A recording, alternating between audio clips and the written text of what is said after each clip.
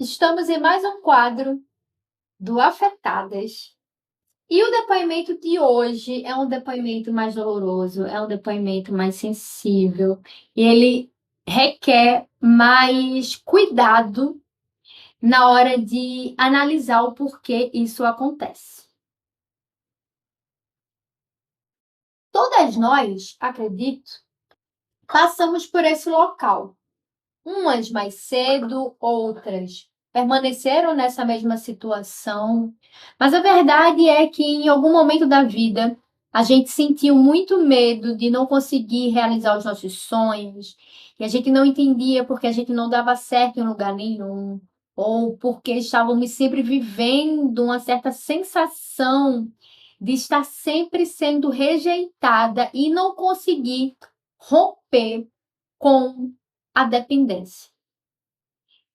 A dependência é uma condição, né, que se relaciona com muitos afetos. E a dependência emocional, ela nunca vem sozinha. Ela vem também acompanhada de outras formas de dependência.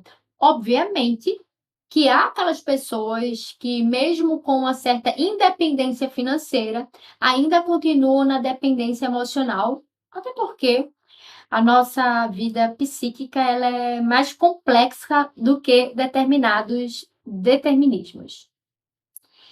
E a mensagem de hoje da leitora, ela diz a seguinte coisa: eu tenho 37 anos e nunca deslanchei em minha vida profissional. Pulo de emprego em emprego. Não conquistei a minha independência financeira. Não sei o que gosto, não tenho clareza sobre os meus desejos e tampouco tenho metas e objetivos para o futuro. Quando penso no futuro, sinto medo de não conseguir me sustentar, da velhice, enfim. E sinto uma paralisia. É como se estivesse uma crença muito forte de que não posso fazer diferente. Aprender algo novo, iniciar uma carreira, reconhecer minhas habilidades, ter confiança em mim e no universo. Eu achei essa mensagem de uma extrema honestidade. E uma mensagem também muito consciente da própria realidade psíquica.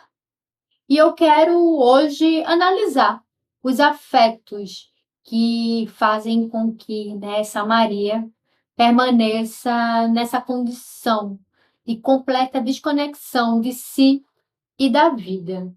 Primeiro, ela diz que ela não consegue parar em emprego algum e que ela não tem independência financeira.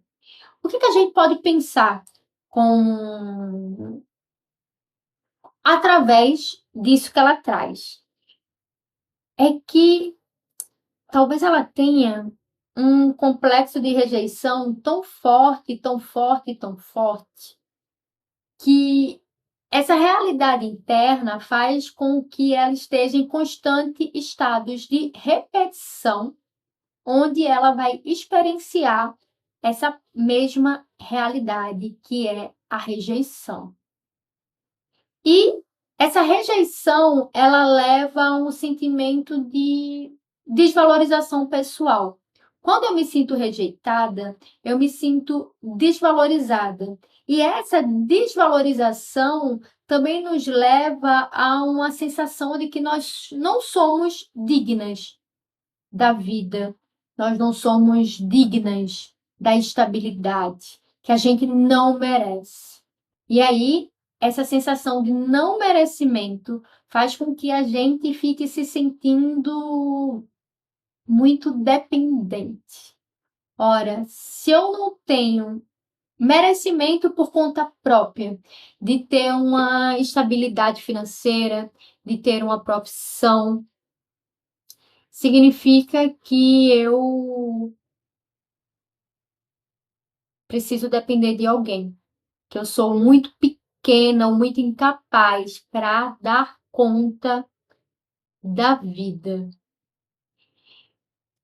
E ela continua, isso é tão forte nela, essa sensação de rejeição, de não reconhecimento e de dependência, que ela diz o seguinte: não sei o que gosto, não tenho clareza sobre os meus desejos e tampouco tenho metas e objetivos para o futuro.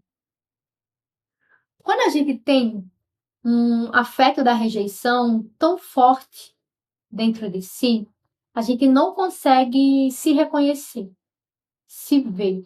A gente não se dá permissão de ter desejos, metas, ambições. Por quê?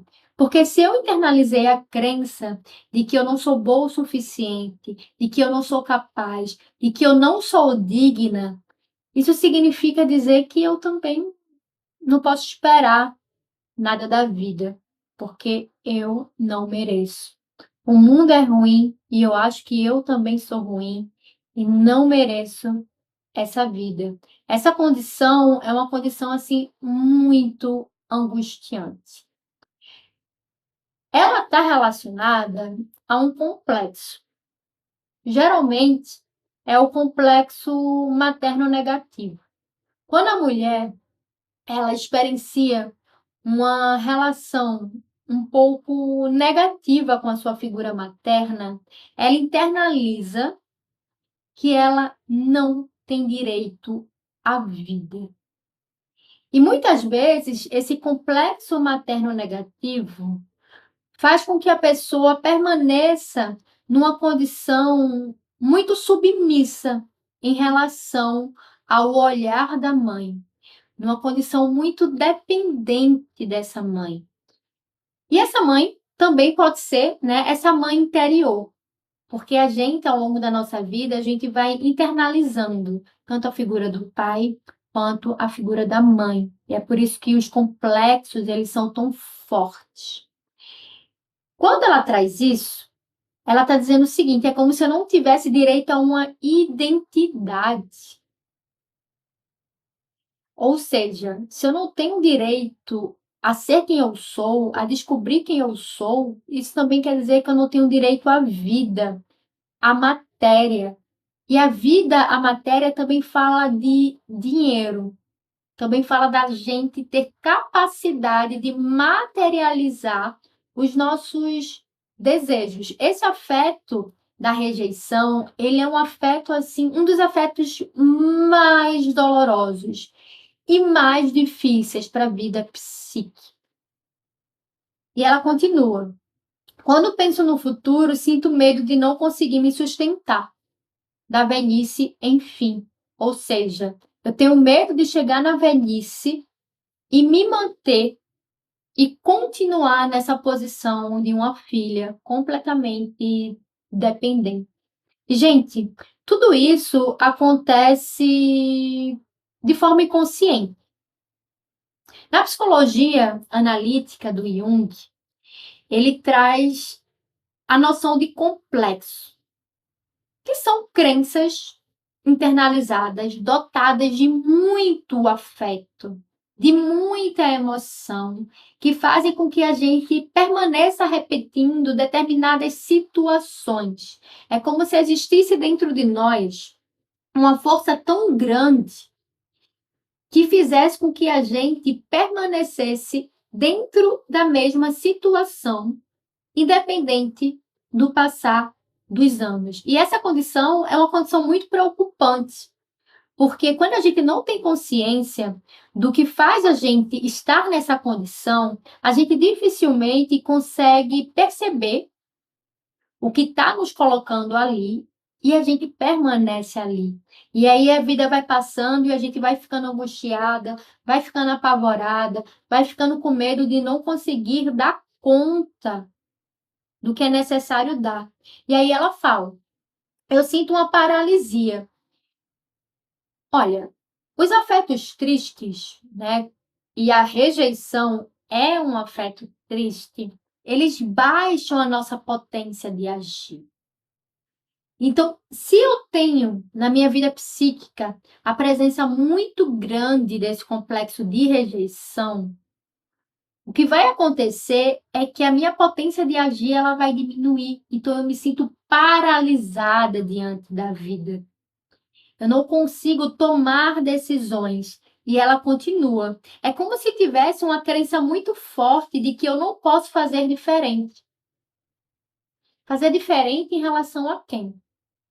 Quem é que precisa dar essa permissão para ela poder fazer diferente? E existe um desejo nela de aprender coisas novas, de iniciar uma carreira, de reconhecer as habilidades, ou seja, existe um desejo nela de conquistar e construir uma identidade que possibilita ela se tornar uma mulher independente, segura e capaz. No entanto, quando esse afeto da rejeição está muito presente e relacionado, né, a esse complexo materno, que é também um complexo afetivo, porque todo complexo ele é dotado de afetos, isso se torna muito forte. É como se a mulher não conseguisse sair da condição de filha. E mulheres que permanecem na condição de filha não conseguem se realizar. É preciso que a gente corte o cordão umbilical em relação à nossa figura materna e paterna também, para que a gente seja capaz de construir uma identidade a partir dos nossos próprios critérios, a partir dos nossos desejos mais profundos e genuínos. Se tem algo que atrapalha muito a nossa jornada em direção à nossa própria realização nessa vida, são esses complexos. E o complexo materno negativo, ele pode ser uma grande pedra no caminho da mulher. Se você é uma mulher que se identifica com o que essa Maria trouxe aqui no depoimento, eu te aconselho a aprender a se maternar, a construir uma autoestima a partir do seu próprio olhar. Olhar para si e se dar permissão de se amar, independente do que você conquistou ou não conquistou. É muito importante que você aprenda a se amar como você de fato é. Se dar permissão desse autoamor e também aprender a se cuidar, a se nutrir, a ser uma boa mãe para si. Quando a gente assume esse compromisso de sermos para nós mesmas boas mães, de aprender a se acolher, de aprender a se nutrir, de aprender a se dar carinho, a gente constrói dentro de si uma estrutura interna que possibilita a gente a superar a influência desse complexo materno negativo na nossa própria personalidade. Então, o meu conselho para você que se identifica com essa mensagem, que você tem que aprender a se maternar. A automaternagem é, sem dúvidas, um instrumento poderosíssimo para que você consiga transformar a sua realidade psíquica. Seja para si uma boa mãe e um bom pai. Se dê a permissão de existir. Ame-se na exata medida que você é, independente se você conquistou ou não grandes coisas. A autoestima é, sem dúvidas, aquilo que nos levará a conquistar exatamente a nossa própria autorrealização.